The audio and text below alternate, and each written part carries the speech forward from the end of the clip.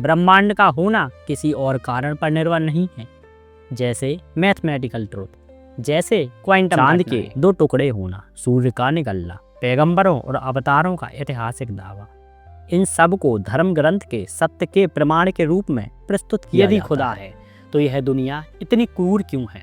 बलात्कार, हत्या, आतंकवाद, भूख, अगर सब कुछ फ्री विल है तो खुदा का रोल क्या?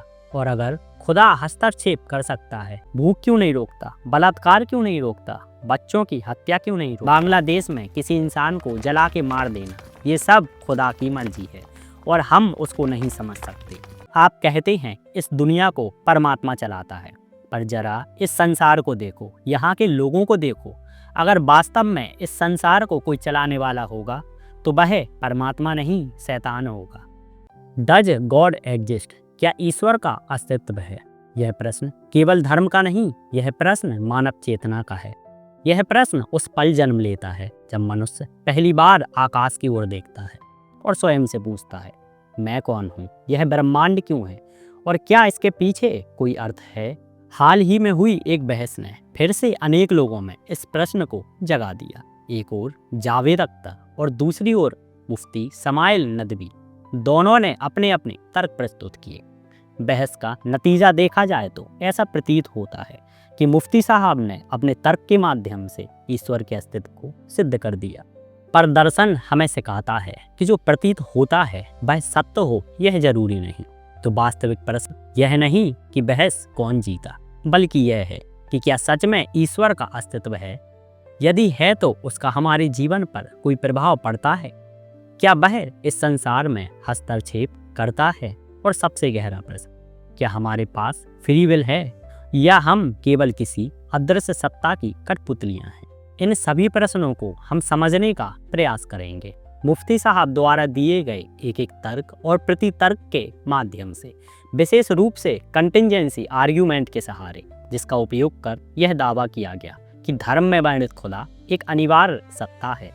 हम पहले इस तर्क को पूरी ईमानदारी और स्पष्टता के साथ समझेंगे, क्योंकि विज्ञान और दर्शन दोनों यही कहते हैं कि किसी विचार को अस्वीकार करने से पहले उसे उसकी सबसे मौजूद अवस्था में समझना चाहिए और उसके बाद हम उसी तर्क को तर्क के ही औजार से परखेंगे।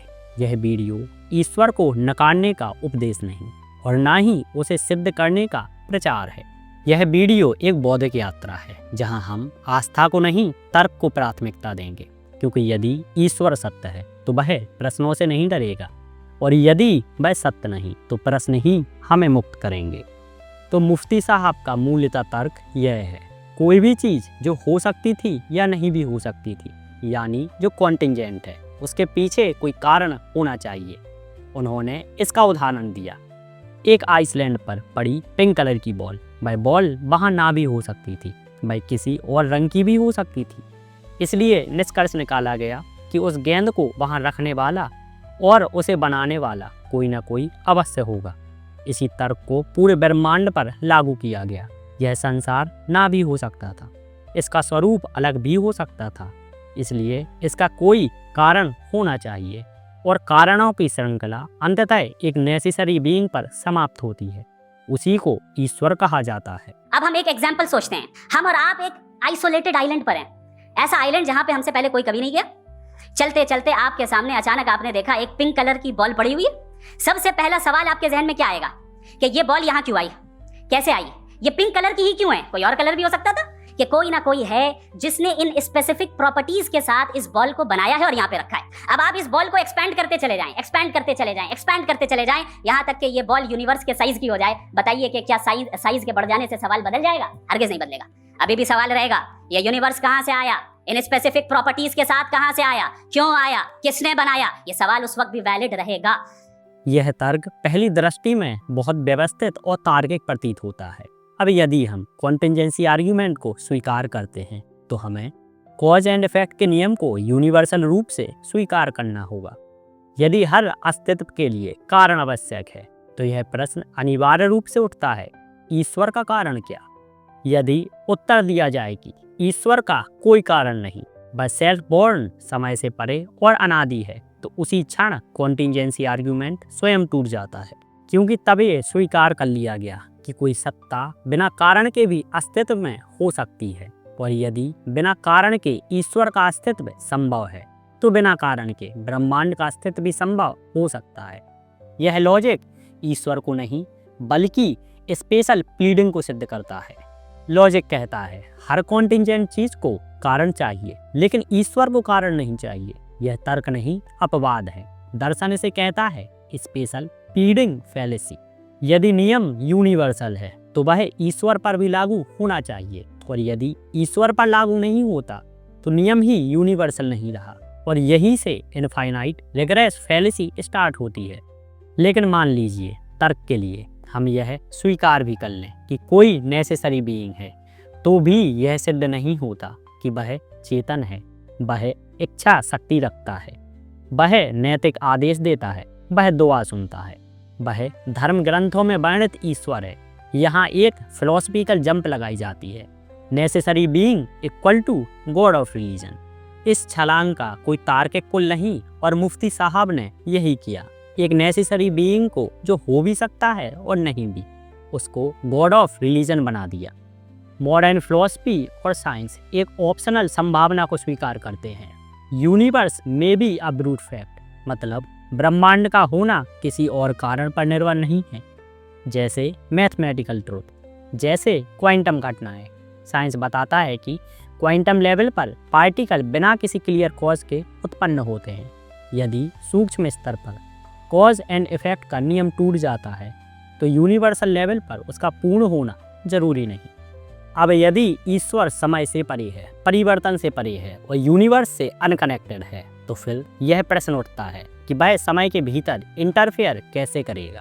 यदि वह इंटरफेयर करता है तो वह समय में प्रवेश करता है, यदि वह समय में प्रवेश करता है तो वह परिवर्तनशील है, और यदि वह परिवर्तनशील है तो वह नेसेसरी नहीं रहा।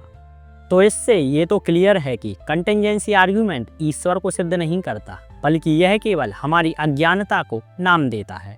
जहाँ हमें कहना चाहिए कि हमें नहीं पता यह क्यों है, वहाँ हम कह देते हैं शायद ईश्वर है। पर दर्शन और विज्ञान सिखाते हैं इग्नोरेंस इज नॉट एविडेंस।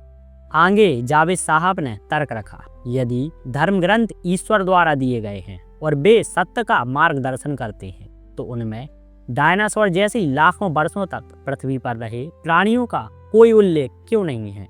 यह प्रश्न इस धारणा को चुनौती देता है कि धर्म ग्रंथों में संपूर्ण सत्य नहीं है, जिस पे मुफ्ती जी कहते हैं कि उन्होंने भी किसी गणित की किताब में डायनासोर का जिक्र नहीं देखा, क्योंकि वह उसका विषय नहीं। उसी प्रकार धर्म ग्रंथों का उद्देश्य विज्ञान सिखाना नहीं, बल्कि ईश्वर और नैतिकता का मार्ग दिखाना है। यह उत्तर सुनने में तो तार्किक लगता है, पर समस्या यहीं से शुरू होती है। यदि धर्म ग्रंथ केवल नैतिक शिक्षा तक सीमित होते तो यह उत्तर स्वीकार होता, परंतु वास्तविकता यह है कि धर्म ग्रंथ स्वयं इस सीमा को पार करते हैं। वे केवल यह नहीं बताते कि कैसे जीना चाहिए, बल्कि यह भी बताते हैं कि ब्रह्मांड कैसे बना, मनुष्य की उत्पत्ति कैसे हुई, मृत्यु के बाद क्या होता है, प्राकृतिक घटनाएं क्यों घटती हैं, चमत्कारों का इतिहास क्या है। और जब भी कोई वैज्ञानिक खोज होती है तो बाद में यह दावा किया जाता है कि यह तो हमारे धर्म ग्रंथ की किताब में पहले से लिखा है। चांद के 2 टुकड़े होना, सूर्य का निकलना, पैगंबरों और अवतारों का ऐतिहासिक दावा, इन सब को धर्म ग्रंथ के सत्य के प्रमाण के रूप में प्रस्तुत किया जाता है। परंतु जहां विज्ञान स्पष्ट रूप से बताता है कि डायनासोर करोड़ों वर्षों तक अस्तित्व में थे, मनुष्य से बहुत पहले, वहां धर्म ग्रंथ चुप हो जाते हैं। यहाँ एक सिलेक्टिव रीजनिंग अपनाई जाती है जब बात विज्ञान से मेल खाने की हो। देखो, धर्म ग्रंथ में पहले से लिखा था, और जब बात मेल न खाए, धर्म ग्रंथ का यह उद्देश्य ही नहीं था। यह दोहरा मापदंड है। यदि धर्म ग्रंथ विज्ञान की पुष्टि करते हैं तो उसकी चुप्पी भी अर्थपूर्ण मानी जानी चाहिए। या फिर हम यह भी कह सकते थे कि हम उस समय मौजूद नहीं थे, हमें यह जानकारी नहीं थी, या यह विषय हमारे धार्मिक उद्देश्य का हिस्सा नहीं था। यह उत्तर धर्म ग्रंथों को अपमानित नहीं करता, विज्ञान से टकराता नहीं और ईमानदार भी है। समस्या धर्म में नहीं, समस्या कुछ भी दावा करने में है। बाद की खोजों को पुराने ग्रंथों में जबरदस्ती फिट करना रेट्रोफिटिंग बायस या फैलेसी ऑफ रेट्रोफिटिंग कहलाता है और आज यही चल रहा है। मैं यह नहीं कह रहा कि धर्म ग्रंथ झूठे हैं, मैं केवल यह कह रहा हूँ कि जो उनमें नहीं है उसे स्वीकार करने का साहस होना चाहिए।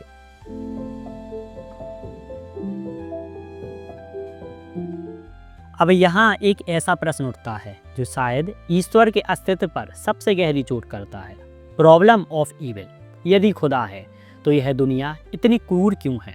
बलात्कार, हत्या, आतंकवाद, भूख, गरीबी और गाजा फिलिस्तीन जैसे उदाहरण जहाँ बच्चे मारे जाते हैं बिना किसी अपराध के। जावेद साहब ने यही प्रश्न उठाया। इस पे मुफ्ती साहब कहते हैं, अगर बुराई नहीं होगी तो अच्छाई को कैसे समझेंगे? अगर जुल्म नहीं होगा तो इंसाफ का मतलब कैसे समझेंगे? उनके अनुसार ईविल भी खुदा ने बनाया है ताकि इंसान का टेस्ट लिया जा सके। उन्होंने कहा, अगर मैं एग्ज़ाम लूँ और सारे सही आंसर पहले ही दे दूँ तो परीक्षा का अर्थ ही क्या रहेगा? पहली नज़र में यह तर्क संतुलित लगता है, पर वास्तविक समस्या यहीं से शुरू होती है। परीक्षा का एक दायरा होता है, सब्जेक्ट तय होते हैं, विकल्प सीमित होते हैं और सबसे ज़रूरी, परीक्षा किसी की ज़िंदगी नष्ट नहीं करती। अब प्रश्न यह है, क्या बलात्कार, क्या सामूहिक हत्या, क्या बच्चों को जिंदा जलाना, ये ऑप्शन किसी नैतिक परीक्षा के हो सकते हैं? अगर यह एग्ज़ाम है तो यह इनह्यूमन एग्ज़ाम है। यह ऐसा टेस्ट है जिसमें सवालों के पहले ही पूरा परिवार खत्म कर दिया जाता है। इस पे मुफ्ती साहब कहते हैं, चाकू बनाने वाला दोषी नहीं होता, दोषी वह होता है जो उसे गलत तरीके से इस्तेमाल करता है। पर यहाँ एक बुनियादी प्रश्न है, आप चाकू किसे दे रहे हैं? अगर आप जानते हैं कि सामने वाला आतंकी है या मानसिक रूप से अस्थिर है और फिर भी आप उसे हजारों चाकू दे रहे हैं, तो जिम्मेदारी केवल उपयोगकर्ता की नहीं रहती, यहाँ देने वाला भी नैतिक रूप से उत्तरदायी है। यह भी कहा जाता है कि अपराध इंसान की फ्री विल से होता है। ठीक है, मान लेते हैं, पर फिर यह दोहरा मापदंड क्यों? अगर कोई अच्छे काम करे तो ऊपर वाले की मेहरबानी, और अगर कोई बलात्कार करे तो उसकी फ्री विल। अगर सब कुछ फ्री विल है तो खुदा का रोल क्या? और अगर खुदा हस्तक्षेप कर सकता है जैसे कि प्रार्थना और दुआ में कहा जाता है, तो वह भूख क्यों नहीं रोकता, बलात्कार क्यों नहीं रोकता, बच्चों की हत्या क्यों नहीं रोकता? अब अगर वह रोक सकता है और रोकता नहीं तो वह दयालु नहीं। अगर वह रोकना चाहता है पर रोक नहीं सकता तो वह ऑलमाइटी नहीं। और अगर वह ना चाहता है और ना रोकता है तो फिर उसे ईश्वर कहना ही प्रश्न है। लेकिन फिर भी मान लें कि सारे मानव अपराध फ्री विल से होते हैं, तो फिर यह बताएं, भूकंप, बाढ़, सुनामी, महामारी, इनमें किसकी फ्री विल है? जब पूरा का पूरा गांव उजड़ जाता है, जब बच्चे मलबे में दब जाते हैं, तो यहाँ किसका टेस्ट लिया जा रहा है? यह ना फ्री विल है ना नैतिक विकल्प, यह केवल एक ब्लाइंड पावर है। लेकिन इस पे भी आप कहते हैं कि ये सब खुदा की मर्जी से हो रहा है और हम इसको नहीं समझ सकते। जैसे डॉक्टर बच्चे को इंजेक्शन देता है, बच्चे को दर्द होता है, लेकिन वह उसके भले के लिए है। तो वैसे ही आपके हिसाब से गाजा में बच्चों का मरना, रेप होना या अभी बांग्लादेश में किसी इंसान को जला के मार देना, ये सब खुदा की मर्जी है और हम उसको नहीं समझ सकते। अगर ये सब खुदा की मर्जी है तो हमारा क्या रोल? तो फिर हम क्यों स्वर्ग या नरक में फंसें? और अगर डॉक्टर की बात करें तो डॉक्टर बच्चे को मारता नहीं, उसकी माँ को जला नहीं देता और ना ही कहता है तुम इसे नहीं समझ सकते। अगर गाजा में बच्चों की मौत या किसी को जिंदा जलाना ईश्वर की मर्जी है तो फिर इंसान की कोई मोरल रिस्पॉन्सिबिलिटी नहीं बचती। और अगर इंसान जिम्मेदार है तो ईश्वर का नैतिक दावा समाप्त हो जाता है। यहाँ एक गहरी बात समझनी होगी, समस्या कभी ईश्वर या फ्री विल की थी ही नहीं। समस्या हमेशा पावर की थी। जिसके पास शक्ति है वह उसका उपयोग कर सकता है, अच्छे के लिए भी और बुरे के लिए भी। धर्म अक्सर उस शक्ति को डिवाइन वैलिडिटी दे देता है और यही सबसे खतरनाक बात है। समाप्त करने से पहले मैं एक और बात कहूँगा। आप कहते हैं इस दुनिया को परमात्मा चलाता है, पर जरा इस संसार को देखो, यहाँ के लोगों को देखो। अगर वास्तव में इस संसार को कोई चलाने वाला होगा तो वह परमात्मा नहीं, शैतान होगा, गॉड नहीं, ईविल होगा। अंत में मैं वही कहूँगा जो बुद्ध ने कहा था, अगर किसी व्यक्ति को तीर लगा हो तो सबसे जरूरी यह नहीं कि तीर किस लकड़ी का है, किसने मारा और क्यों मारा। सबसे जरूरी है पहले तीर निकालना। आज दुनिया को ईश्वर की परिभाषा से ज़्यादा करुणा की ज़रूरत है। कोई हमें देख रहा है या नहीं, यह महत्वपूर्ण नहीं। महत्वपूर्ण यह है कि हम खुद को देख रहे हैं या नहीं। अगर ईश्वर है तो वह हमारी नैतिकता से डरता नहीं होगा, और अगर ईश्वर नहीं है तो यह जिम्मेदारी और भी ज़्यादा हमारी हो जाती है। क्योंकि इस ब्रह्मांड में अगर कोई अर्थ पैदा कर सकता है तो शायद वह हम हैं। धन्यवाद।